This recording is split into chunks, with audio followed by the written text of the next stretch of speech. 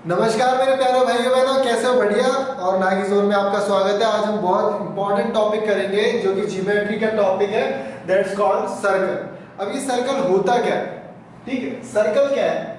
एक पॉइंट लिया हमने और उस पॉइंट से इक्वी डिस्टेंस पे इनफाइनाइट पॉइंट लगा। मतलब एक पॉइंट था ये, और यहां से मैंने इक्वी डिस्टेंस पे मतलब यहाँ पे खूब सारे पॉइंट लगाए, मतलब लोकस बनाया। तो जो ये फिगर फॉर्म होगी दैट्स कॉल्ड द सर्कल। ठीक है, अब कुछ प्रॉपर्टीज है। ठीक है, पहले तो ये समझेंगे हम लोग कॉर्ड्स क्या होते हैं, जो कि हिंदी में जीवा कहते हैं। ये मैंने दो कॉर्ड बनाए और लिखा है equal cord subtended equal angle eight the centre. ठीक है, मतलब क्या है कि अगर कॉर्ड्स इक्वल हैं तो जो वो एंगल बनाएंगी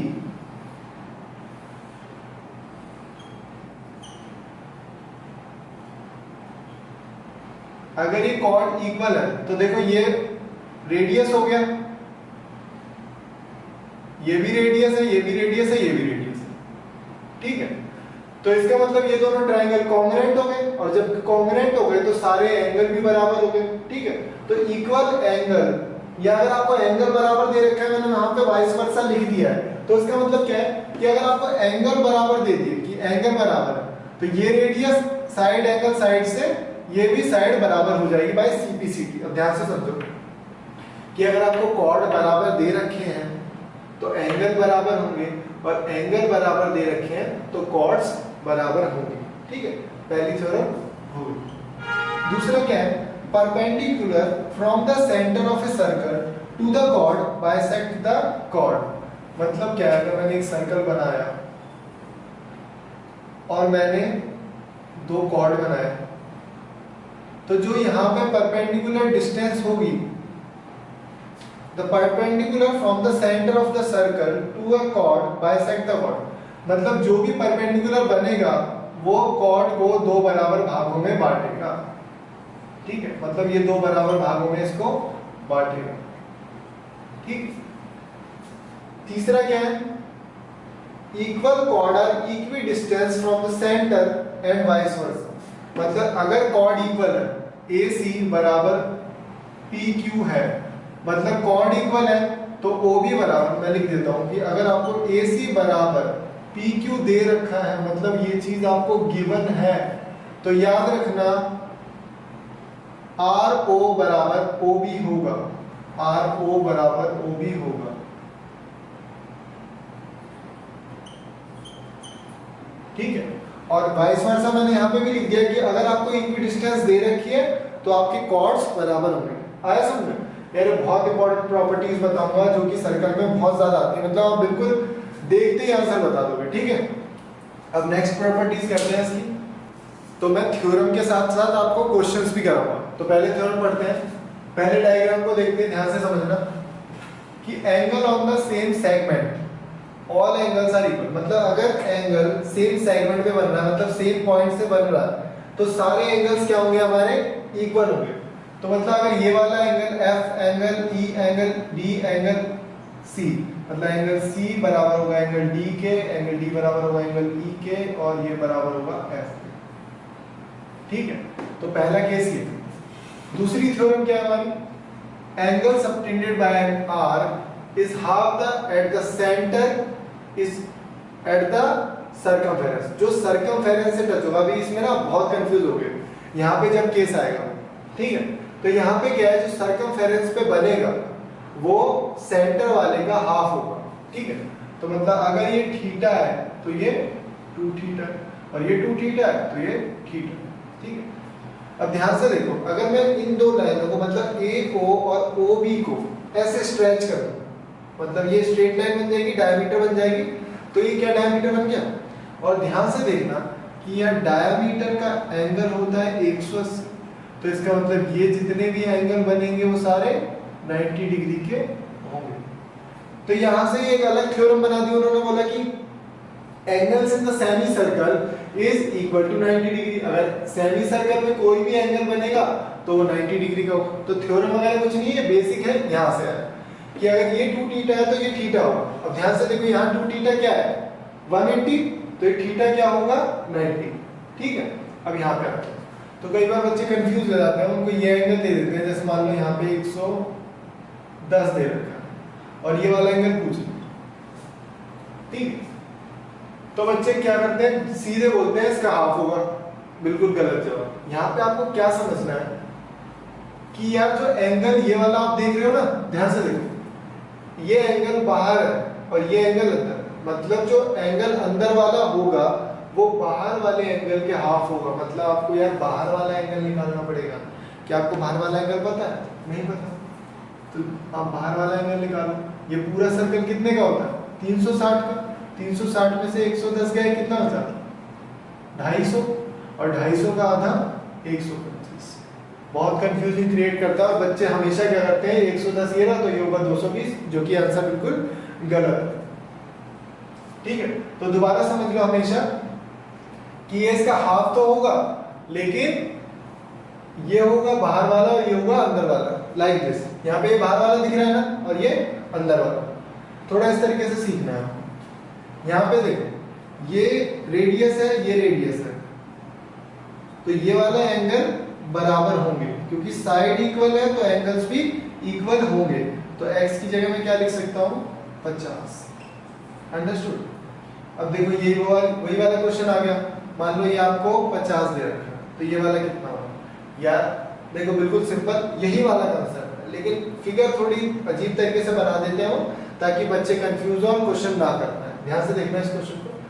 इस लाइन को अगर मैं इस तरफ लेके आऊंगा तो क्या ये वाली लाइन इस लाइन से कोइंसाइड नहीं करेगी? ये लाइन और ये लाइन आगे लेके आऊंगा तो क्या चिपक नहीं जाएंगे? तो ये आगे आके कोइंसाइड कर गई। तो जब वो एक के ऊपर एक आ गई तो फंडा तो वही है ना कि ये वाला जो एंगल होगा वो इस वाले एंगल के हाफ होगा। आप लोग सर्कल के इस टाइप के जो क्वेश्चंस में लास्ट में वीडियो में डालूंगा, तो प्लीज उनको कम से कम करना 2-3 बार, तो आपके कमांड जो है अच्छी हो जाएगी। ठीक है, अब ये क्वेश्चन हम देखेंगे, हमें एंगल कौन सा निकालना है? हमें एंगल निकालना है ये वाला। ठीक है, तो ध्यान से देखना कि आपको पता है यार, जब ये वाली साइड MO और OY रेडियस है तो ये 15 है, तो ये वाला एंगल भी आपका 15 होगा। ठीक है, और ये 50 आपको दे रखा है, तो ये वाला एंगल पूरा भी 50 होगा, क्योंकि ये और ये भी तो रेडियस है। ठीक है, ये और ये भी रेडियस है, तो मैं लिख देता हूँ यहाँ पे, ये पूरा एंगल कितना है? 50 है, मतलब OYN कितना है? 50। अब ध्यान से समझना, ये 50 है और ये भी 50 है, तो ये वाला एंगल कितना हो गया? ये वाला, सिर्फ ये वाला, ये एंगल हो गया आपका 80 डिग्री। तो मैं लिख देता हूँ NOY कितना हो गया? 80 हो गया। और मैंने बताया आपको कि ये वाला ट्राइंगल आप कंसीडर करते हो कि MOY, तो ध्यान से देखना, अगर आप MOY अलग से लेते हो और ये आपको 15 पता है, ये भी आपको 15 पता है, तो ये कितना हो गया? 130। ये पूरा आपको 130 पता है, ये आपको 80 पता है, सॉरी ये 150 हो गया। ठीक है, ये आपको 150 पता है और ये आपको 80 पता है, तो ये बचा हुआ ट्रायंगल कितना हुआ? 70। ठीक है, तो MOY कितना है? MOY 150, तो बचा कितना? 70 इज द करेक्ट आंसर। ठीक है, अब इस टाइप के क्वेश्चंस करते हैं हम। ये आपको एंगल दे रखा होगा 70, इसे 110 ले लेते हैं।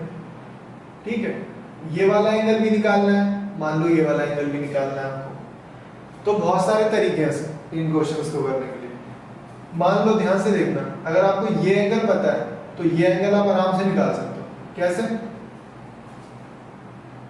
क्योंकि ये एक साइक्लिक क्वाड्रिलेटरल है और साइक्लिक क्वाड्रिलेटरल के अपोजिट एंगल का सम 180 होता है। मतलब ABCD एक साइक्लिक क्वाड्रिलेटरल है और angle A plus angle B is equal to 180 और angle C plus angle D is equal to 180। तो ध्यान से देखो, अगर ये 110 है तो ये कितना हो गया? 70। और मैंने बताया अगर एंगल अंदर वाला पता है तो बाहर वाला उसका डबल होगा, तो मतलब ये कितना हो गया? 140। और ये 140 एक तरीके से और निकल सकता। मान लो ये आपको कितना पता है? 110 तो ये वाला अगर मैं निकालूं तो ये कितना हो गया 220, और पूरा एंगल कितना होता है 360। अगर ये आपको 220 पता है, पूरा एंगल 360 होता है, तो ये 140 होगा। ठीक है, इस तरीके से निकाल सकते हो। तो बहुत सारे तरीके हैं सर्कल्स में एप्लीकेबल करने के लिए, लेकिन आपको माइंड थोड़ा शार्प करना पड़ेगा ताकि आप इन क्वेश्चंस को काफी अच्छे तरीके से लगा लो। ठीक है, बात सारी कमांड की है, जितनी अच्छी कमांड होगी, जितने ज्यादा क्वेश्चन लगाओगे उतनी जल्दी कमांड आएगी आपकी। ठीक है, अब हम दो इंपॉर्टेंट थ्योरम करेंगे जो कि सिमिलर ट्रायंगल्स पे बेस्ड है। ठीक है, तो यहाँ पे देखते हैं हम लोग कि if two chords intersect inside a circle, हमारे पास दो कॉर्ड्स हैं ए बी और सी डी। ठीक है, और ये ई पॉइंट पे इंटरसेक्ट कर रहे हैं। तो ध्यान से देखना, ए और डी मैंने दो पॉइंट लिए, तो दो पॉइंट से दो एंगल बन रहे हैं, मतलब ए सी डी और ए बी सी, मतलब ये दोनों एंगल इक्वल होंगे। अब मैंने दो पॉइंट लिए बी सी, उससे भी दो एंगल बन रहे हैं, बी ए सी और बी डी सी। ठीक है, तो ये दोनों एंगल भी इक्वल हुए, तो इसका मतलब, और ये दोनों वर्टिकली अपोजिट एंगल है, तो that means these two triangles are similar. अब सिमिलर ट्रायंगल जब आपको बता दिया गया, तो यार बचपन में आपने एक थ्योरम पढ़ी होगी बीपीटी, बेसिक प्रोपोर्शनैलिटी थ्योरम, कि अगर सिमिलर ट्रायंगल्स हैं तो उनकी जो रेशो होगी ना, साइड की रेशो होगी, वो भी सेम प्रोपोर्शंस में होगी। ठीक है, तो मतलब क्या है इसका, ए ई अपॉन ई डी, ध्यान से देखना, A E upon E D is equal to C E upon E B, और वैसे इक्वल टू ऊपर A C upon B D. ठीक है, ये पूरी बेसिक प्रोपोर्शनैलिटी थी, लेकिन इतना आपको याद रखना है, क्यों? क्योंकि इस पे बेस्ड क्वेश्चन आते हैं। That means A E into B E is equal to C E into E D. अब ये ना एक रिजल्ट बना दिया और बच्चे से रट लेते हैं, यार ये आया कहां से? अगर आपको ये याद है ना अच्छी तरीके से, तो आप इसको निकाल के जल्दी से कर भी सकते हो, दो चार बार कर दोगे तो ये बहुत अच्छे तरीके से आपको समझ में आ जाएगा। ठीक है, तो करना क्या है, देखो यहां से अगर आपको रटना है तो रटने का तरीका ये है कि ए ई और बी ई, मतलब यहां से आपने पॉइंट लिया, जो आपने ये पॉइंट है ई से दोनों कॉर्ड्स पे, मतलब यहाँ पे भी और यहाँ पे भी, और फिर यहाँ पे भी और यहाँ पे भी, दोनों को करेक्ट किया, आंसर आ गया। देखो ई सब में आ रहा है, ई ई ई ई, तो ए ई बी ई सी ई ई डी, तो चारों में रखना है और चारों पॉइंट्स लिखने हैं। ठीक है, अब यहाँ पे आ जाओ, यहाँ पे भी वही थ्योरम है, बस if two chords intersect outside the circle, और जब chords outside the circle intersect करते हैं तो हम उन्हें कॉर्ड ना कह के सीकेंट कहते हैं। ठीक है, उन्हें क्या कहते हैं? सीकेंट। जो सेक थीटा होता है ना, that is derived from secant, वो यही है। ठीक है, जैसे टेन थीटा टेंजेंट से ड्राइव किया है, वैसे ही सेक थीटा सीकेंट से ड्राइव किया है। Okay, understood. तो यहाँ पे भी हमारे दो ट्राइंगल सिमिलर, कौन से? EAD,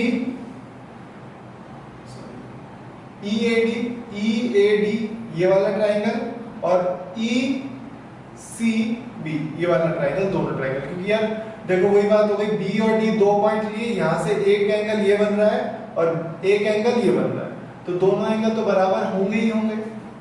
ठीक है, और ये वाला एंगल हमारा कॉमन है। ठीक है, तो दो जो सिमिलैरिटी प्रूफ होती है वो दो एंगल से बराबर हो जाती है, क्योंकि ध्यान से समझो यार, तीन एंगल टोटल होते हैं, तीनों का सम कांस्टेंट है, तो अगर दो एंगल आपके बराबर हैं तो तीसरा ऑफ कोर्स की बात है अपने आप बराबर हो जाएगा। अंडरस्टूड। अब ध्यान से ये वाली चीज समझना कि यहाँ पे हमने क्या किया, ई ए, सारा खेल वही है, बिल्कुल थ्योरम एज इट इज उतारनी है कि ई ए ये हमारी सबसे लॉन्गेस्ट साइड है, तो इसके नीचे भी लॉन्गेस्ट साइड आएगी इसी ट्राइंगल की। अगर इस ट्राइंगल को अलग अलग लो तो ये ट्राइंगल ये वाला रहना, ध्यान से देखना, ये वाला ट्राइंगल। वैसे तो आप मुझे पता है इसको, इसका रिजल्ट रट लोगे, लेकिन फिर भी मेरा फर्ज बनता है मैं आपको समझाऊं बेसिक से। और ये वाला ट्राइंगल, ठीक है, तो यहाँ पे क्या है, ये वाली साइड ए ई और बी ई बराबर होंगी, मतलब सेम प्रोपोर्शन में होगा, और दूसरी क्या है, ई डी और ई बी सेम प्रोपोर्शन में होगी, मतलब it is a part of A triangle, दोनों ट्राइंगल का एक पार्ट है, तो आप इसको ऐसे लिख सकते हो AE इंटू EB और EC इंटू ED। ठीक है, ये एज ए रिजल्ट आप इसको याद करो। तो कई बार क्वेश्चन आता है ये आपको x दे देगा, ये आपको नहीं दे रखा होगा, ये भी आपको दे रखा होगा, इस टाइप के बहुत सारे क्वेश्चंस आते हैं। तो मैं आपको कराता हूँ एक दो क्वेश्चन, ठीक है। ठीक है, अब ये क्वेश्चन जो इस टाइप का है, इसमें क्या आपको ये वाली साइड दे रखी है, ये दे रखा है, ये दे रखा है, ये दे रखा है। तो अकॉर्डिंग टू थ्योरम क्या है, ये पूरी साइड लेनी, मतलब AE पूरा सीकेंट लिया जाएगा। तो ये कितना हो गया 8 इंटू ये कितना है 3, और ये कितना आपको दे रखा है, पूरा लेंगे यहाँ पे 2 प्लस x, और ये कितना हो जाएगा हमारा 2। तो ये हो गया 24, 2 प्लस x और यहाँ पे 2 आप इसको इससे कट कर दो तो यहाँ पे आएगा 2x प्लस ये, तो x की वैल्यू कितनी आ जाएगी 10। ठीक है, तो इस टाइप के और भी क्वेश्चन है। एक थ्योरम इसी से रिलेटेड है यार, वो बहुत ही आसान है। अगर आप इस लाइन को थोड़ा सा इधर शिफ्ट कर दो, मतलब ध्यान से देखना, मैं इसी में समझाने की कोशिश करूंगा कि अगर ये वाली लाइन आप शिफ्ट करके यहां पे कर दो, मतलब ये टच हो रहा है, ये लाइन खिसकाता हुआ मैं लेके आया और ये लाइन यहाँ पे टच हो गई। ठीक है, इसे मैं ले लेता हूँ T। ठीक है, तो यहाँ पे क्या हो जाएगा, ध्यान से समझना, ये थ्योरम थोड़ी सी शिफ्ट हो जाएगी, बस ET का स्क्वायर, क्योंकि यहाँ पे भी ET हो जाएगा और यहाँ पे भी ET हो जाएगा। ठीक है, मैं आप करके दोबारा बताता हूँ। तो ये वाली थ्योरम को किस तरीके से एप्लीकेबल करना है इस वाले क्वेश्चन में। यहाँ पे देखो ET का स्क्वायर मतलब 12 का स्क्वायर इज इक्वल टू, पूरी डिस्टेंस लेना है यहाँ पे 7 प्लस x और ये बाहर वाली x। अब ध्यान से देखना, अगर आप इसे वैसे लिखोगे तो ये 144 हो जाएगा, और 7 प्लस x और यहाँ पे x। तो वैसे आप हिट एंड ट्रायल मेथड से भी कर सकते हो। तो अब इसकी जगह क्या वैल्यू रखी जाएगी, हिट एंड ट्रायल से रख लो। देखो ये तो बहुत ज्यादा बड़ी वैल्यू हो गई, 12 भी बहुत ज्यादा बड़ी वैल्यू हो गई, क्योंकि 12 में कुछ प्लस हो रहा है और 12 का स्क्वायर करना, तो ये दोनों तो नंबर एलिमिनेट हो ही गए। ठीक है, 9 रख के देख लो आराम से, 9 7 16 इंटू 9 144 ही आएगा। तो x की वैल्यू क्या हो गई, 9 इज द करेक्ट आंसर। ठीक है, इस टाइप के बहुत क्वेश्चन मिलेंगे आपको सर्कल में, मतलब ये लगा लो इस टाइप का एक क्वेश्चन पक्का। ठीक है, अब ये लास्ट टॉपिक है आज की वीडियो का। ठीक है, तो ध्यान से समझना, डिस्टेंस बिटवीन टू कॉर्ड, मतलब यहाँ पे दो कॉर्ड है जो कि सेंटर के अपोजिट साइड में है। तो जब आएगा आपको थियोरेटिकल लिखा हुआ आएगा, डायग्राम ना बना हो तो आप बनाओगे तो उसमें लिखा रहेगा कि two chords are opposite to the centre और two chords are on same side of the centre, मतलब सेंटर के एक ही तरफ दोनों जीवाएं दे रखी है, दोनों कॉर्ड्स दे रखे हैं, और यहाँ पे क्या है, दोनों कॉर्ड्स आपको अलग अलग दे रखे हैं। तो ध्यान से समझना है इसको, आपको दो कॉर्ड दे रखे हैं, एक की लंबाई है 8 और एक की है 6, और रेडियस आपको यहाँ पे दे रखा है 5। ठीक है, तो ध्यान से समझने की कोशिश करना। ए भी कितना है 8, तो भाई ये कितना हो जाएगा 4। भाई 8 है तो आधा होगा, आपको पता ही है कि ये दोनों साइड को जो भी होता है परपेंडिकुलर वो दो भागों में बांटता है। अब ये ट्रिपलेट से 5 के स्क्वायर में से 4 का स्क्वायर माइनस करोगे तो 9 बचेगा, और 9 का रूट करोगे तो 3। अरे वैसे भी याद है ट्रिपलेट है ना। ठीक है, तो 3 4 5, अच्छा ये 5 है और ये CD कितना है 6 है, तो ये आधा कितना हो गया 3, और जब ये 3 हो गया तो ये कितना हो गया 4। इन दोनों को सम कर दो, OM और ON को, मतलब OM plus ON is equal to MN, यही हमें निकालना है, मतलब 3 प्लस 4 बराबर 7। ठीक है, अभी तक जो मैंने आपको बताया वो बिल्कुल नहीं करना। ठीक है, इसकी ट्रिक क्या है भाई, अगर आपका जो दे रखा है आपको डिस्टेंस निकालनी है तो C1 प्लस C2 बाई 2। क्या था क्वेश्चन, 8 और 6, भाई दोनों को जोड़ो, 8 और 6 14, 14 को 2 से भाग करो, 7 आ गया कि नहीं आ गया, बस 7 ही तो था आंसर। ठीक है, अब यार ये वाला जो हमने निकाल लिया है ट्रिपलेट, ठीक है ये भी ट्रिपलेट, लेकिन कई बार क्या होगी आपको ये वाली साइड निकालने में काफी दिक्कत होगी, तो यार सीधे ये वाली थ्योरम लगाओ ना, दोनों को सम करो, सम करके कितना आएगा 54 आएगा। ठीक है, 54 आ गया, 54 को 2 से भाग कर दो, 27 आंसर आ गया। ठीक है, अब ऑन द सेम साइड क्या है, इसमें कौन सा फंडा लगेगा, इसमें भी बिल्कुल यही फंडा लगेगा। मान लो आपको ये दे रखी है 8, तो यहां से यहां तक की डिस्टेंस कितनी हो गई 4, और ये वाली सिर्फ ON, ध्यान से समझना, ON कितनी हो गई 3, ये आपको दे रखी है 6, तो ये कितना हो गया 3 हो जाएगा। ये साइड कितनी हो गई 3, तो ये पूरी कितनी हो जाएगी, यहां से यहां तक पूरी हो जाएगी 4। तो यार ये 4 है, ये 3 है, तो ये गैप कितना हो गया 1। तो देखो ध्यान से, आपको निकालना है यहाँ पे फिर से MN, और आप निकालोगे MO माइनस NO। ये आपको पता है 4, ये आपको पता है 3, 1 आ गया आंसर। लेकिन ऐसे भी आपको नहीं करना, आपको करना कैसे है मैं बताता हूँ सिंपल। जो आपको डिस्टेंस निकालनी है MN, वो निकालनी है C1 माइनस C2/2। मॉड इसलिए लगा रहा हूँ क्योंकि वैल्यू जो है डिस्टेंस जो है माइनस में नहीं आता। ठीक है, तो C1 क्या था भाई 8 था, 8 में से 6 गए, 8 माइनस 6/2, तो ये कितना आएगा 2/2। That means 1 is the correct answer. ठीक है, ये एक टॉपिक था जो बहुत इंपॉर्टेंट है। देखो यार काफी बच्चे होंगे जो इसको इस तरीके से लगा रहे हैं। देखो यहाँ पे 5 का कोई काम था, अगर आप बेसिक से पढ़ रहे हो तो 5 का काम था, और आप इसको इस तरीके से निकालोगे, पहले 3 निकाल लो फिर 4 निकाल लो।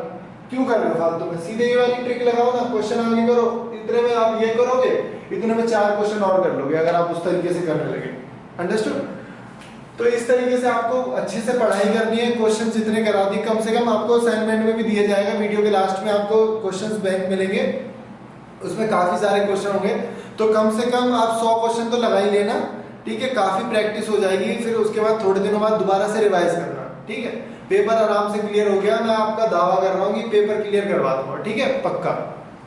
और बाकी वीडियो को शेयर कर देना, सब्सक्राइब कर देना, लाइक कर देना, और प्लीज जो आपके दोस्त हैं, फ्रेंड्स हैं, उनको शेयर भी कर देना ताकि वो भी थोड़ा बहुत पढ़ लें। ठीक है, थैंक यू।